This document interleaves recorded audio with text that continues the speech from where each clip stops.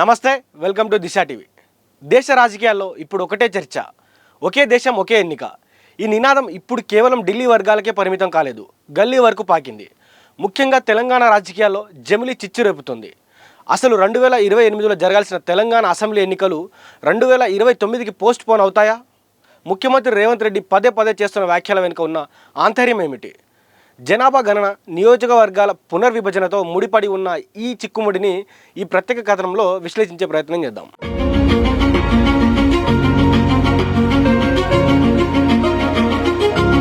సాధారణంగా ఏ ముఖ్యమంత్రి అయినా తన పదవీ కాలం ముగిసిపోతుందని ఆందోళన చెందుతారు.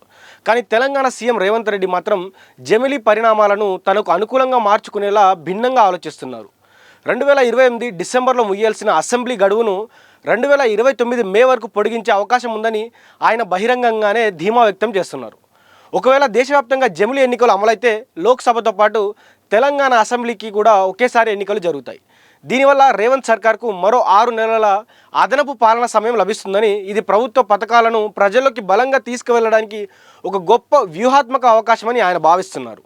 మరోవైపు ఈ ప్రక్రియను సంబంధించి న్యాయ నిపుణుల విశ్లేషణ కూడా ఆసక్తికరంగా ఉంది.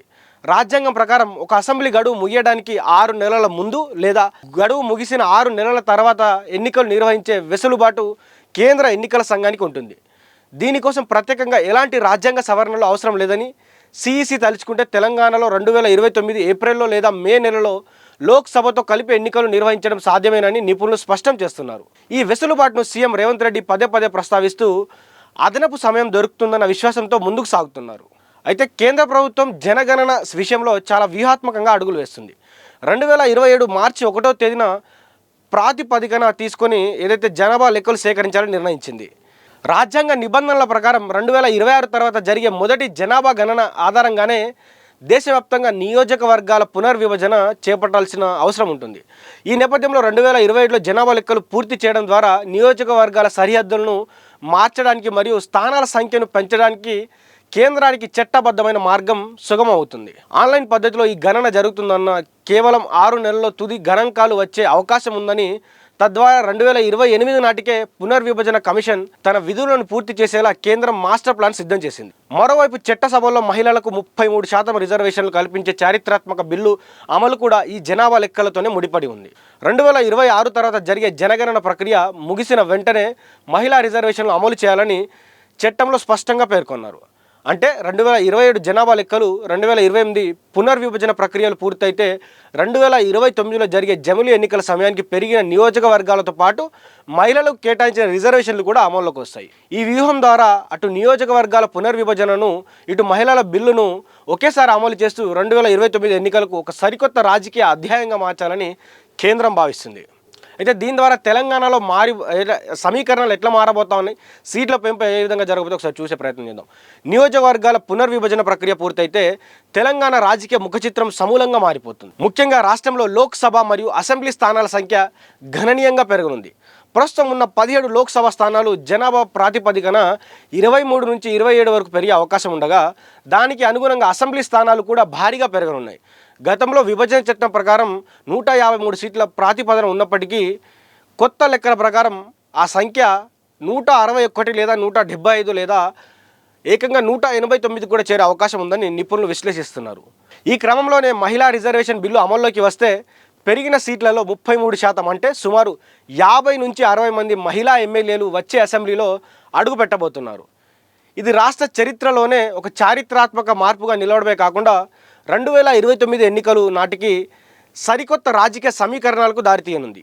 మనం చూస్తే ఏ నాణానికైనా 2 పార్శ్వాలు ఉంటాయి. జమిలీ ఎన్నికల విషయంలోనూ దేశవ్యాప్తంగా భిన్న అభిప్రాయాలు ఎక్కడ చూస్తే కూడా వ్యక్తమవుతూ ఉన్నాయి. ఈ విధానం వల్ల కలిగే ప్రధాన ప్రయోజనం ఏమిటంటే ఎన్నికల నిర్వహణ కోసం ఖర్చు అయ్యే వేల కోట్ల ప్రజాధనం ఆదా అవుతుంది. అంతేకాకుండా దేశంలో ఎక్కడో ఒక చోట నిరంతరం ఎన్నికలు జరగడం వల్ల అమలుకి వచ్చే ఎన్నికల కోడ్ కారణంగా అభివృద్ధి పనులు అడ్డం పడకుండా ఉంటాయి. అధికారులు, ఉపాధ్యాయులు మరియు భద్రతా బలగాలు ఏడాది పొడవునా ఎన్నికల విధుల్లోనే గడపాల్సిన అవసరం లేకుండా తమ అసలు విధులకు మరియు పరిపాలనకు పూర్తి సమయాన్ని కేటాయించే వీలుంటుంది. అయితే జమిలీ ఎన్నికల వల్ల కొన్ని సవాళ్లు మరియు నష్టాలు కూడా ఉన్నాయని రాజకీయ విశ్లేషకులు హెచ్చరిస్తున్నారు. ముఖ్యంగా జాతీయ అంశాల హోరులో స్థానిక సమస్యలు, ప్రాంతీయ ఆకాంక్షలు కొట్టుకుపోయే ప్రమాదం ఉందని, దీనివల్ల ప్రాంతీయ పార్టీల ఉనికి దెబ్బతిని ఓటర్లు కేవలం జాతీయ పార్టీలకే మొగ్గు చూపే అవకాశం ఉందని వారు ఆందోళన చెందుతున్నారు. దీనికి తోడు ఒకవేళ ఏదైనా రాష్ట్ర ప్రభుత్వం మధ్యలోనే కూలిపోతే అప్పుడు మిగిలిన కాలానికి ఎన్నికలు ఎలా నిర్వహించాలనేది రాజ్యాంగపరమైన సంక్లిష్టతలపై ఇంకా స్పష్టత రావాల్సి ఉంది. ఒకేసారి 2 ఓట్లు వేయాల్సి రావడం వల్ల సాధారణ ఓటర్లలో అయోమయం నెలకొనే ప్రమాదం కూడా పొంచి ఉంది. అయితే జమిలీ ఎన్నికల అంశం కేవలం కేంద్రానికి మాత్రమే పరిమితం కాకుండా ఇప్పుడు వివిధ రాష్ట్రాల రాజకీయాల రణక్షేత్రంగా మారింది. తెలంగాణతో పాటు అటు రాజస్థాన్, మధ్యప్రదేశ్, ఛత్తీస్గఢ్ మరియు ఢిల్లీ వంటి రాష్ట్రాల్లో దాదాపు ఒకే సమయంలో ఎన్నికలు జరగాల్సి ఉండడంతో వీటన్నిటిని లోక్సభ ఎన్నికలతో కలిపి నిర్వహించాలని కేంద్రం భావిస్తుంది. ముఖ్యంగా భారతీయ జనతా పార్టీకి వన్ నేషన్ వన్ ఎలక్షన్ అనేది ఒక ప్రధాన రాజకీయ ఎజెండాగా ప్రధాని మోదీ ఇమేజ్ మరియు జాతీయ అంశాల ప్రభావం రాష్ట్ర ఎన్నికలపైన బలంగా ఉంటుందని వారు భావిస్తున్నారు. తద్వారా డబుల్ ఇంజన్ సర్కార్ ఏర్పాటు చేయడం సులభమవుతుందని బీజేపీ గట్టిగా నమ్ముతుంది. ఇందుకోసం కేంద్ర బలగాల మోహరింపు, ఈవీఎంల లభ్యత వంటి సాంకేతిక అంశాలపై కూడా కేంద్రం కసరత్తు చేస్తుంది. మరోవైపు తెలంగాణలోని రాజకీయ పార్టీలు ఈ పరిణామాలను అత్యంత జాగ్రత్తగా గమనిస్తున్నాయి.